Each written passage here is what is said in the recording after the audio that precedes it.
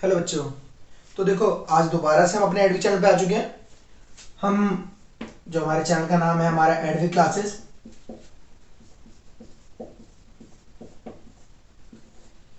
तो देखो, last time जो हमने क्लास ली थी ना, वो हमारे 10th क्लास के चैप्टर नंबर 5 की थी। यानी कि चैप्टर नंबर 5 कौन सा हमारा? अर्थमेटिक प्रोग्रेशन, यानी कि हिंदी में कहते हैं इसे समांतर श्रेणी। तो मैं लास्ट क्लास के अंदर इसका बेसिक तो मैंने सारा बता दिया था। बेसिक में जो भी इंफॉर्मेशन आती है सारी हमने गिवन दे दी थी। यानी कि बेसिक के अकॉर्डिंग क्या था कि एक एपी होती क्या है, सारी सब कुछ ये हमारी एपी था। अब हमें ये पता चल गया एपी क्या होती है, और हमने बेसिकली एपी के अकॉर्डिंग ये चीज पढ़ चुके कि सीक्वेंस क्या होना चाहिए, उनके बीच का गैप क्या होना चाहिए, अगर कभी हमारे पास ए दे रखा है, डी दे रखा है, तो कोई टर्म कैसे बताएं, ये सब कुछ हम पढ़ चुके थे। अब आगे की जो एक्सरसाइज हमारी वो आती है हमारी एक्सरसाइज नंबर यानी कि 5.2 एनसीईआरटी के अकॉर्डिंग। अब हमारी जो 5.2 के अंदर जो टॉपिक है हमारा यानी कि भाई एपी, हिंदी में समांतर श्रेणी।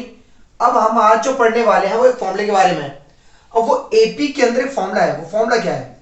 सब कुछ यही है, क्योंकि इसी फॉर्मूले के अकॉर्डिंग हम बाकी कुछ जो पढ़ने वाले एपी के अंदर वो यही फॉर्मूले से आएगा। अब फॉर्मूला क्या है? वो ए एन बराबर A plus N minus one into में डी। अब ये फॉर्मूला क्या है? तो देखो, जैसे एग्जांपल देता हूं इस फॉर्मूले को समझाने के लिए मैं। मान लो मुझे बोला गया 2 4 6 8 10 12, मतलब मैंने इसकी कितनी टर्म लिख दी? A1 A2 A3 A4 A5 A6। अब कोई मुझसे पूछ रहे A50 क्या होगी? चलो, ये तो सिंपल सा सीक्वेंस ले रखा मैं 2 4 6 8 10, तो 50वीं टर्म क्या होगी हमारी? 100 आ गई। चलो, ये तो पता चल गया। पर अगर मैं मान लो देता हूं 3 4 7 4 11 4 15 4 19 एंड सो ऑन, मैं इसमें पूछ लूं 50वीं टर्म क्या होगी, या 200वीं टर्म क्या होगी, या 119वीं टर्म क्या होगी, ऐसी कभी कोई टर्म पूछ ली जाए तो देखो भाई, हम इसको सीक्वेंस को लिखते तो जाएंगे, हमारे पास इतना टाइम नहीं है।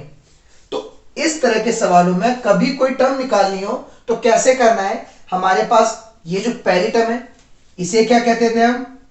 A1 यानी कि A, ये हमारी A2 and A3 and so on. फिर हमें पता है डी निकालने का तरीका क्या था? A2 माइनस A1, यानी कि डी निकल जाएगा हमारा क्या? A2 की वैल्यू कितनी है? 7 माइनस A1 की वैल्यू कितनी है? 3, तो डी कितना आ गया हमारे पास? 4। चलो चेक करते हैं, ये A1 A2 A3 A4, क्या A5 की वैल्यू 19 आएगी या नहीं आएगी?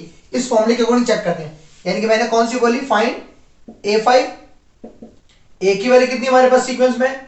3 प्लस एन, कौन से नंबर की बोली? 5, तो 5वीं टर्म माइनस 1। डी क्या है? 4, तो कितना आ गया भाई? ये 3 प्लस 5 में से 1 गया बचा 4, बाहर 4 ये मल्टीप्लाई में कितना आ गया भाई? 3 4 4 16, 16 और 3 19, तो हमारे पास A5 की वैल्यू कितनी आ रही है? 19। चेक करो क्या वही है? हाँ भाई वही है। यानी कि ये फॉर्मूला हमारे पास कभी भी कोई भी टर्म निकालनी हो तो उसकी वैल्यू निकालने के लिए ये फॉर्मूला है। अब मैं एक बार बता देता हूं यहां पर ए क्या है, सब चीजें। तो देखो भाई, फॉर्मूले के अकॉर्डिंग तो देखो मैं यहां लिख देता हूं, ठीक है। अब ए एन क्या होता है? ए एन होती है, ये होती है हमारी nth टर्म। nth टर्म का मतलब है कौन से नंबर पर वो टर्म आ रही है, यानी कि 5वें पे, 6ठे पे, 7वें पे, 8वें पे। फिर आता है हमारा ए, फर्स्ट टर्म। फिर आता है हमारे पास एन, ये होते हैं नंबर ऑफ टर्म, कौन से नंबर की टर्म है वो। फिर एक आता है हमारा डी, तो ये डी क्या होगा हमारे पास? Common difference.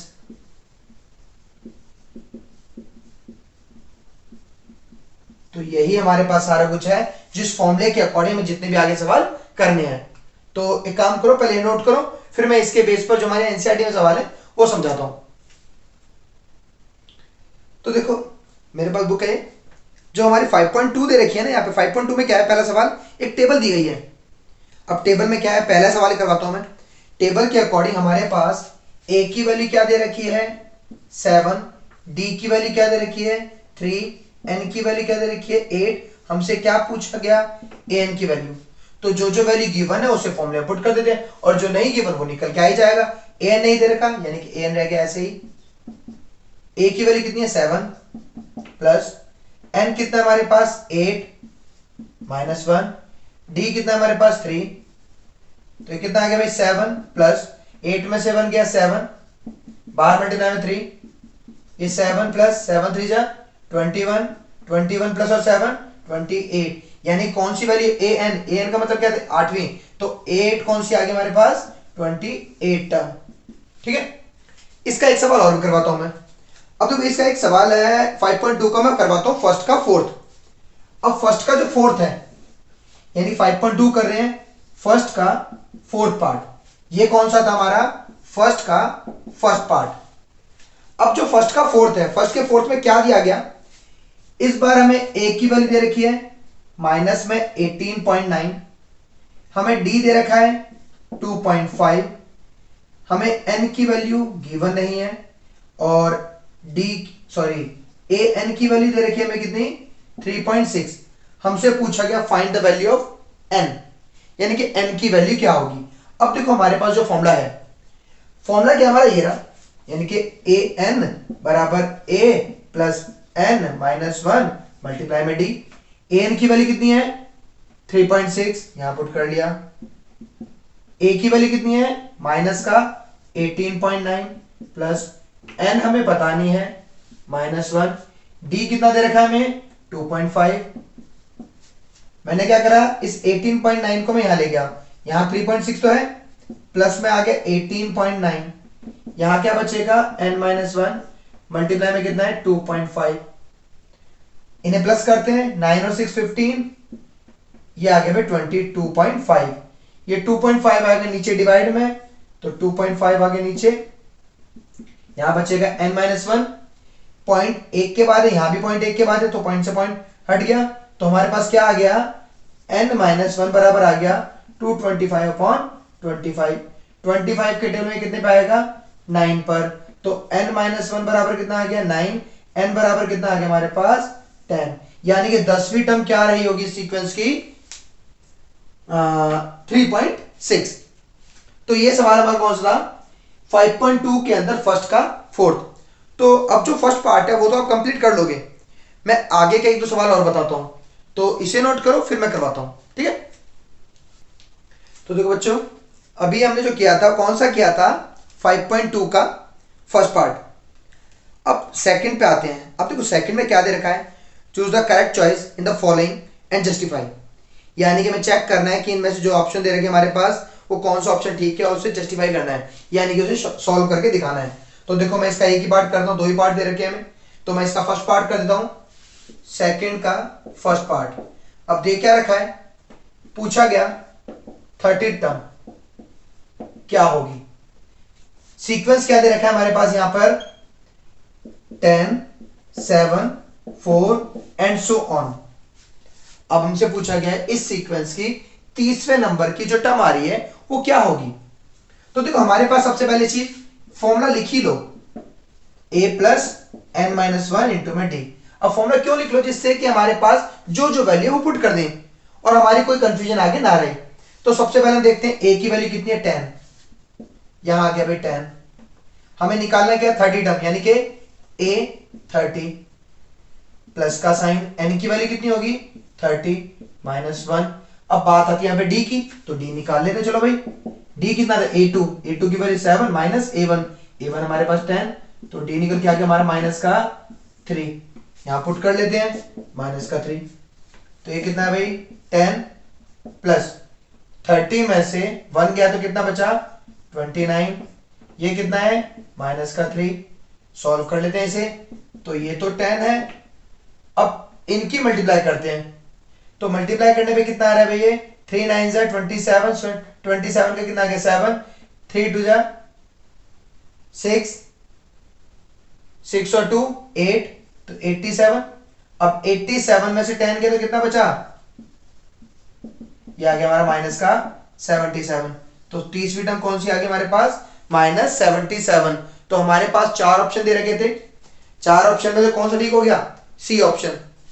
अब देखो वैसे हमारे पास इस बार एमसीक्यू नहीं है पर 1 मार्क्स में आते हैं, तो सिंपल सवाल है, ये ध्यान रखना।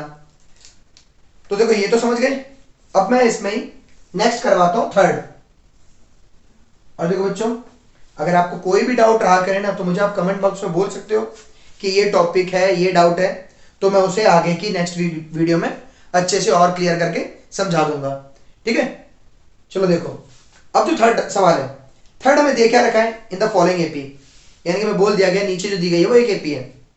Find the missing term in the boxes, यानी कि बॉक्स बना रखे हैं और उन बॉक्स के अंदर कौन सी टर्म आनी चाहिए वो पूछा जा रहा है। तो भाई देखो मैं करवा रहा हूं तुम्हें थर्ड का फर्स्ट पार्ट।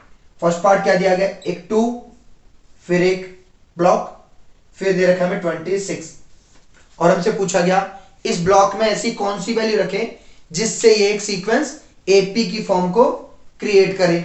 तो सबसे पहले ये वाली टर्म, ये हमारा A1 होगा, ये जो टर्म हमें नहीं पता A2 होगी, ये वाली टर्म हमारी A3 होगी, यानी कि हमारे पास A3 की वैल्यू कितनी आ गई 26। अब A3 को मैं क्या लिख दूंगा, A प्लस 3 माइनस 1 मल्टीप्लाई में D बराबर 26। अब A की वैल्यू कितनी हमारे पास, ये रही 2 प्लस 2 में 3 में से 1 गया तो कितना बचा 2D, ये हमारा 26। 2 वहां जाएगा तो माइनस 2D बराबर कितना आ गया 26 माइनस 2, तो 2D बराबर कितना आ गया 24। 2 डिवाइड में तो D बराबर कितना आ गया, सीधा लिख दो 12। अब D की वैल्यू 12 में हमें कौन सी वैल्यू बतानी है, A2। तो A2 क्या होता था, A1 प्लस D, A1 की वैल्यू 2, D की वैल्यू 12, A2 कितना आ गया 14। तो मिसिंग वैल्यू क्या रही होगी हमारी 14 रही होगी।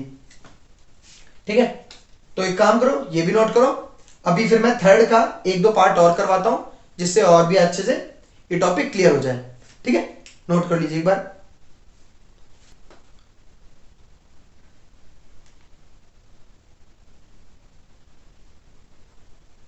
तो देखो बच्चों, अभी जो किया था हमने कौन सा किया था, फर्स्ट पार्ट किया था। अब देखो मुझे जो इसमें अलग टाइप और दिख रही है ना, एक या तो मैं सेकंड करवा देता हूं या फिफ्थ, तो मैं काम करता हूं फिफ्थ करवाता हूं थर्ड का, तो वो थोड़ा सा और अच्छा है। तो देखो अभी जो करवा रहा हूं मैं कौन सा करा रहा हूं, थर्ड का फिफ्थ पार्ट। हमें क्या दिया गया है, एक ये ब्लॉक, फिर 38 लिखा हुआ है, फिर एक ब्लॉक 2 3, और ये वैल्यू दे रही, लास्ट की वैल्यू में कितनी दे रखी है माइनस का 22। हमसे फिर वही पूछा गया इन ब्लॉक के अंदर क्या वैल्यू आई होगी। तो देखो सबसे पहली वैल्यू को हम क्या कहेंगे, A1 A2 A3 A4 A5 and last value आ गई A6। तो जो जो वैल्यू हमें दे रखी है उन्हें लिख देते हैं। A2 कितना है 38, तो A2 को लिख दूं मैं क्या, A प्लस 1D इक्वल 38। अब देखो जिस बच्चे को कंफ्यूजन आई हो 1D कैसे आया, देखो मैं एक बार समझाता हूं फिर मैं समझाऊंगा आगे दोबारा। A2 को लिखा मैंने A प्लस 2 माइनस 1 मल्टीप्लाई में D। अब जब 2 में से 1 गया तो क्या बचेगा 1 बचेगा ना, तो 1D। यानी कि जब भी कभी कोई टर्म पूछी जाएगी जैसे A2 है तो A प्लस 1D, यहाँ A4 होता तो A प्लस 3D, अगर A10 होता तो A प्लस 9D, यानी कि क्योंकि n में से 1 माइनस होता हमारा इसीलिए वो एक कम बन जाता है। तो हमारे पास क्या आ गया, ये A प्लस 1D बराबर 38, ये होगी मेरी इक्वेशन नंबर 1। अब ऐसी दूसरी वैल्यू क्या दी गई हमें, वो दी गई हमें A6, क्या वैल्यू है माइनस का 22, तो मैं लिख दूं A प्लस 5D बराबर माइनस का 22, ये होगी मेरी इक्वेशन नंबर 2। अब एक इक्वेशन ये रही, एक इक्वेशन ये रही, दोनों में क्या लगाएंगे एलिमिनेशन मेथड। तो एलिमिनेशन मेथड के अकॉर्डिंग यहां लिख देता हूं मैं सीधा ही A प्लस 5D, ये आ गया माइनस का 22, ये माइनस ये प्लस तो माइनस, माइनस तो प्लस, ये तो कट गया। 5D में से 1D गया तो क्या बचेगा माइनस का 4D। 22 और 38, 8 और 2 10, 3 2 5 और 1 6, माइनस का 4 डिवाइड में आएगा तो D कितना आ गया हमारे पास 60 अपॉन माइनस का 4, ये आ गया 15, तो D की वैल्यू मिल गई हमें कितनी माइनस के 15, D मिल चुका। अब मुझे वैल्यू कौन सी बतानी है A, तो मैंने क्या करा भाई यहाँ पे ये जो इक्वेशन थी इस इक्वेशन में D की वैल्यू पुट कर दी और ये निकालता हूं। तो देखो हमारे पास क्या इक्वेशन दे रखी है, A प्लस D बराबर 38, A प्लस D की वैल्यू कितनी है माइनस का 15 इक्वल है 38, ये माइनस प्लस माइनस, माइनस का 15 वहां गया तो A कितना मिल गया हमें 38 प्लस 15, तो A आ गया 8 और 5 13, 3 1 4 1 5, 53, यानी कि फर्स्ट टर्म कितनी मिल गई हमें 53। A1 मिल गया, A2 ये रहा, A3 निकालना है। A3 क्या होगा, A2 के अंदर D जोड़ देंगे तो A3 की वैल्यू आ गई हमारे पास A2 प्लस D। A2 की वैल्यू कितनी है 38, D की वैल्यू कितनी है माइनस का 15, तो सीधा माइनस का कर दिया मैंने। यहां A3 निकालते हैं, कितना आ गया, 8 में 5 गया 3, 3 में से 1 गया 2, A3 मिल गया 23, यहां पुट कर दिया। अब क्या निकालना है, A4, A4 क्या होगा A प्लस 3D या फिर A3 प्लस D। A3 की वैल्यू 23, D की वैल्यू माइनस का 15, कितना आ गया, ये आ गया हमारे पास 8। A4 मिल गया। अब क्या निकालना है, ये तो वैल्यू 8 आ गई। A5, A5 क्या होगा A4 प्लस D।